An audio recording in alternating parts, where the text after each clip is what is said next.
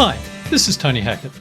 Besides publishing my conversations with startup founders, I'm now narrating articles from my B2B digital twin website. This website offers my unique take on the emerging trend of digital twins for business, allowing for digital social selling content creation for business executives. My work on this platform has been gratifying, allowing me to explore the potential of digital twins for business-to-business sellers in particular. Let's now move on to today's narrated article. I'd like to start with an acknowledgement of country. We acknowledge the traditional custodians of the land on which we meet. Here in Sydney, it's the Gadigal people. We pay respect to elders past, present and emerging, and extend our respect to all Aboriginal and Torres Strait Islander people attending today. Business growth decisions drive top-down or bottom-up? Growth is a necessity for the success of any organisation. How it is driven, however, might differ, and the driving force behind it could be top-down or bottom-up.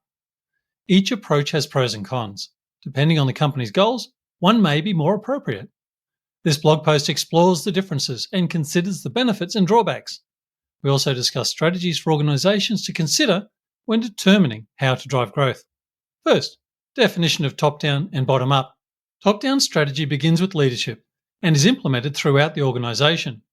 This method focuses on establishing consistent objectives and devising plans that rely on the company's executive team and its capacity to generate a collective vision and align goals. Bottom-up involves the initiatives being driven by employees at the lower levels. The expediency of top-down growth is a major benefit, allowing for swift and straightforward delivery. By concentrating on the organisation's upper tiers and leadership's objectives, companies can quickly action alterations that will immediately affect development. Additionally, this enables a more streamlined approach. Bottom-up growth is a frequently used strategy involving the teams in decision-making and execution. This tactic can provide a range of advantages, such as fostering trust and collaboration across all company levels. One of the principal impediments to attempting to spur success through top-down governance is the difficulty of achieving consensus among all levels. With a top-down style, executives determine goals and formulate strategies that they disseminate to the rest of the organisation. This can be problematic if an agreement is not reached. Organisations may find themselves at a disadvantage if they need more resources to scale up and take advantage of opportunities arising from bottom-up growth. It can be difficult to manage without an overarching direction or intended outcome, leading to a lack of focus and even conflicting objectives among stakeholders.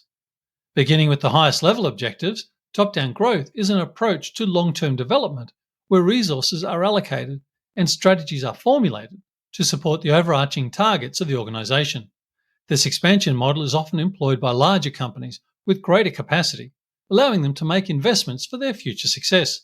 Organic growth stemming from customer demand is a natural process triggered by user-generated content, viral marketing or word of mouth, and observed through social media channels. Determining which approach to use for growth.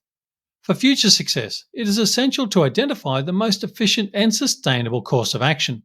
Top-down involves setting ambitious goals and plans and disseminating them throughout the company.